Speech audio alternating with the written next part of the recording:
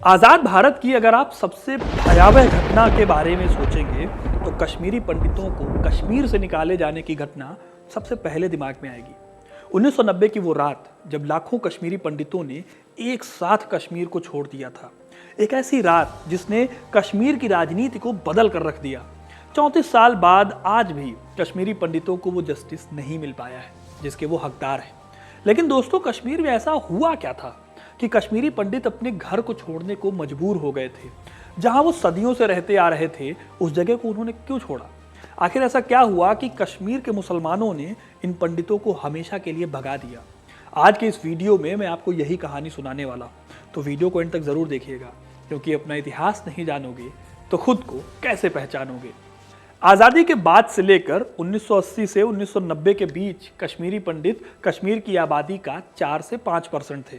80 के दौर से ही एक ऐसी कवायद शुरू हुई जिसने 1990 में 4 लाख कश्मीरी पंडितों को कश्मीर छोड़ने पर मजबूर कर दिया था। कश्मीरी पंडितों के ऊपर अत्याचार के तार अगर जुड़ते हैं तो वो जुड़ते हैं शेख अब्दुल्ला के बेटे फारूक अब्दुल्ला से, जो कांग्रेस के सपोर्ट से साल 1983 में सीएम बने थे। Farooq Abdullah Do swear in the name of God. Do swear in the name of God. जल्दी ही कांग्रेस को फारूक अब्दुल्ला से दिक्कत होने लगी थी, क्योंकि फारूक अब्दुल्ला कांग्रेस के हिसाब से काम नहीं कर रहे थे और साथ ही साथ वो कश्मीर में अलगाववादियों को शह भी दे रहे थे।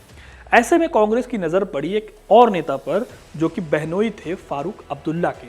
इनका नाम था गुलाम मोहम्मद शाह। कांग्रेस को लगा कि वो फारूक से छुटकारा पा जाएंगे अगर गुलाम मोहम्मद को सपोर्ट कर दें।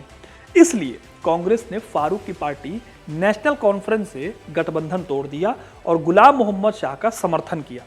गुलाम मोहम्मद ने फिर अपनी आवामी नेशनल कॉन्फ्रेंस पार्टी बनाई और फिर वो 1984 में सीएम बना दिए गए। लेकिन इनको सीएम बनाते ही कांग्रेस ने जैसे कंगाली में आटा गीला कर दिया, क्योंकि गुलाम मोहम्मद शाह फारूक अब्दुल्ला से भी 4 कदम आगे थे। उन्होंने उन लोगों का समर्थन करना शुरू कर दिया जो कश्मीर को अलग देश की तरह देखना चाहते थे। कश्मीर में ऐसे 3 सेपरेटिस्ट ग्रुप हुआ करते थे। पहला JKLF यानी जम्मू कश्मीर लिबरेशन फ्रंट, और दूसरा हिजबुल मुजाहिदीन, और वहीं तीसरा ग्रुप था all party Hurriyat conference. JKLF जो था वो हिंसा के रास्ते कश्मीर को अलग करने की बात कहता था। वहीं जो हिजबुल मुजाहिदीन था उसका कहना था कि वो भारत से अलग होकर पाकिस्तान में मिलना चाहते हैं। ऐसा इसलिए क्योंकि इस ग्रुप को फंडिंग करने वाला कोई और नहीं बल्कि खुद पड़ोसी मुल्क पाकिस्तान था। वहीं हुर्रियत वो ग्रुप था जो बातचीत से पाकिस्तान की आज़ादी की मांग को रख रहा था। इनका हिंसा में भरोसा नहीं था। इस तरह इन तीनों अलगाववादी ग्रुप्स को गुलाम मोहम्मद शाह ने भड़काना शुरू किया। ऐसी बातें फैलाई गई कि कश्मीर में मुस्लिमों का हक छीना जा रहा है। मैं चाहता हूं जो 15 लाख कश्मीरी तुम्हारे दस्ते इख्तियार में हैं, आपने उनको हक इजाजत दे दिया। बहुमत में मुस्लिम होने के बावजूद कश्मीर के हर रिसोर्स पर कश्मीरी पंडितों का ही दबदबा है। ये सारी बातें सच भी थी, क्योंकि पीढ़ियों से कश्मीरी पंडित एक पढ़ी लिखी कौम थी। अब जब ये सब चल रहा था तभी 1 फरवरी 1986 के दिन एक बहुत बड़ा इंसिडेंट होता है। 1 फरवरी 1986 को राजीव गांधी सरकार ने अयोध्या में राम जन्मभूमि पर लटका हुआ ताला खुलवा दिया। इससे मुसलमान नाराज हो गए और कश्मीर में हिंसा भड़क गई। गुलाम मोहम्मद ने कश्मीर में ऐलान कर दिया कि वो नई सिविल सचिवालय के इलाके के मंदिर को तोड़ेंगे और वहां पर एक भव्य मस्जिद बनवाएंगे। इस बात का कश्मीरी हिंदुओं ने खूब विरोध किया। धीरे धीरे ये विरोध इतना ज्यादा बढ़ गया कि यहाँ दंगे भड़क उठे। सिचुएशन फिर इतनी आउट ऑफ कंट्रोल हो गई कि 6 मार्च 1986 को कश्मीर में राज्यपाल शासन लगाना पड़ा। जगमोहन को राज्यपाल बनाकर तब कश्मीर भेजा गया। अगले 3 सालों तक वो यहाँ के राज्यपाल रहे और कश्मीर में राज्यपाल शासन रहा, यानी कि 1989 तक। इस दौरान 1990 में लाखों कश्मीरी पंडितों के कश्मीर छोड़ने की जमीन तैयार हुई और इसकी शुरुआत हुई थी 1987 के इलेक्शन से।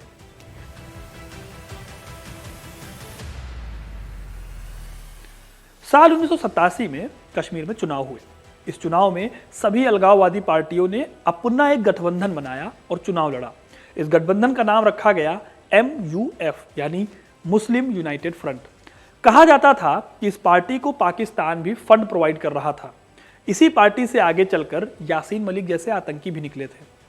खैर 1987 में जब चुनाव हुआ तो कांग्रेस और फारूक अब्दुल्ला एक बार फिर से साथ आए। चुनाव में कांग्रेस की जीत हुई और फारूक अब्दुल्ला एक बार फिर से कश्मीर के सीएम बन गए। लेकिन MUF ने यहां पर कहना शुरू कर दिया कि चुनावों में धांधली हुई है। इस तरह से कश्मीर में अलगाववादियों ने एक बड़े पैमाने पर विरोध करना शुरू कर दिया। कुछ लोग मानते हैं कि शायद ये बात इतनी आगे नहीं बढ़ती, लेकिन सरकार ने धांधली की जांच करने की बजाय MUF के नेताओं को ही जेल में डालना शुरू कर दिया। इससे हुआ ये कि कश्मीर के लोगों के बीच में इन अलगाववादी लोगों के लिए एक सिंपैथी पैदा हो गई। कश्मीरी लोग इन अलगाववादी नेताओं के समर्थन में आ गए। इस तरह से एक ऐसे दौर की शुरुआत हुई जिसमें पाकिस्तान ने बड़े जोर शोर से कश्मीर के अलगाववादी नेताओं की मदद से कश्मीर में आतंकवाद का जहर बोया। MUF के नेताओं ने तय किया कि सीधे हथियार उठाकर कश्मीर की आज़ादी लेनी होगी, चुनाव लड़ने का फायदा नहीं है। इसी पार्टी का एक मेन नेता जो था सैयद सलाहुद्दीन, वो आगे चलकर हिजबुल मुजाहिदीन का मेन कमांडर बन गया। इन लोगों ने कश्मीरियों में ये जहर भरना शुरू किया कि कश्मीरी पंडितों को बाहर निकाले बिना मुस्लिमों का भला नहीं हो सकता। साथ ही कश्मीर की भलाई इसी में है कि कश्मीर को भारत से अलग कर दिया जाए।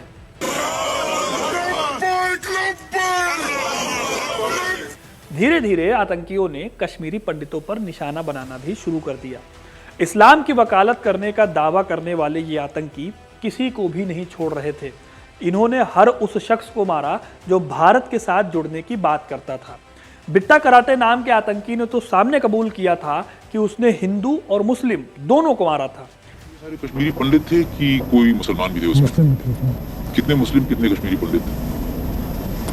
ज्यादा कश्मीरी पंडित थे जी। क्यों? ऐसा क्यों? ऊपर से ऑर्डर मिलता था, मैंने कहा। लोकल मुस्लिम लोग जिन्होंने सपोर्ट किया इंडिया या फिर कश्मीरी पंडितों को, वो भी बुरी मौत मारे गए। एग्जाम्पल के लिए अगर आपको बताऊं, कश्मीर की जामा मस्जिद के हेड हुआ करते थे मोहम्मद फारूक शाह। उन्हें इसलिए गोली मार दी गई क्योंकि उन्होंने ये कहना शुरू कर दिया था कि कश्मीरी पंडितों को कश्मीर से बाहर नहीं जाना चाहिए। जब ये सब हो रहा था तब हमारी सरकार बस तमाशा देख रही थी। कहा जाता है कि आतंकी खुलेआम सड़कों पर घूमते थे और पुलिस वो छिप जाया करती थी। इस पूरी कार्रवाई में पाकिस्तान ने आतंकियों की खूब मदद की।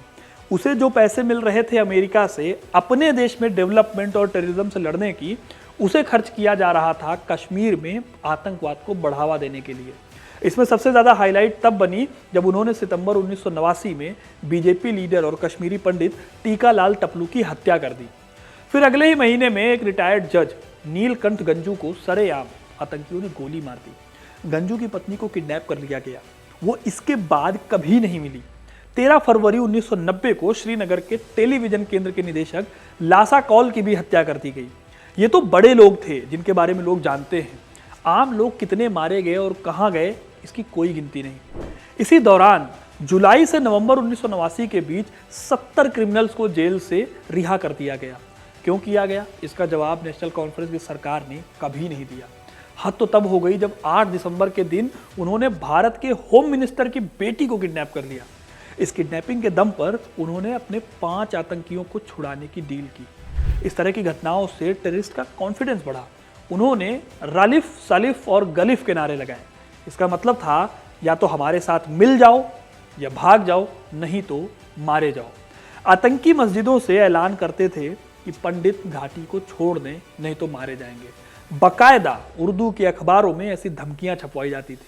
ऐसे ही माहौल में वो दिन आया जिसे कश्मीर के इतिहास का एक डार्क चैप्टर कहा जाता है। यह दिन था 19 जनवरी 1990 का। हुआ यह कि नवंबर 1989 में केंद्र में बीजेपी के समर्थन से सरकार आई। 19 नवंबर को ही जगमोहन को फिर से राज्यपाल बनाकर कश्मीर भेज दिया गया। फिर इसी दिन फारूक अब्दुल्ला ने भी इस्तीफा दे दिया। उस टाइम पर सारे सरकारी ऑफिसर जम्मू में थे और जगमोहन भी श्रीनगर नहीं पहुंच पाए थे क्योंकि मौसम बहुत खराब हुआ करता था। यानी कि एक तरह से श्रीनगर का पूरा एरिया भारत के कंट्रोल में जैसे था ही नहीं। ऐसे में 19 जनवरी का दिन जैसे कश्मीरी पंडितों के लिए काल बनकर आया हो। इस दिन कश्मीर के इतिहास में सबसे ज्यादा मर्डर हुए और कश्मीरी पंडितों की दुकानें लूट ली गई। ये कश्मीरी पंडितों के लिए सबसे मुश्किल रात थी। जैसे तैसे जब रात बीती तो अगले दिन यानी 20 जनवरी को कई कश्मीरी पंडितों ने घाटी छोड़ दी। सरकारी आंकड़ों के मुताबिक 60,000 परिवार कश्मीर छोड़कर भाग गए। उन्हें आसपास के राज्यों में जगह मिली जान बचाने की, कहीं कोई इंतजाम नहीं था। 19 जनवरी 1990 को सबसे ज्यादा लोगों ने कश्मीर छोड़ा था। लगभग 4 लाख लोग एक दिन के अंदर विस्थापित हो गए थे। तो दोस्तों, ये थी वो भयावह रात, वो काली रात जब कश्मीर के कश्मीरी पंडितों को मजबूरी में कश्मीर को छोड़ना पड़ा। और ये थी वो कहानी, वो त्रासदी जो कश्मीरी पंडितों के बारे में बहुत कम लोग बताना पसंद करते हैं। आपको ये कहानी कैसी लगी हमें कमेंट करके जरूर बताइएगा। वीडियो को लाइक और शेयर करना ना भूलें और ऐसी इंटरेस्टिंग कहानियों के लिए हिस्ट्री कनेक्ट को सब्सक्राइब जरूर करें। धन्यवाद।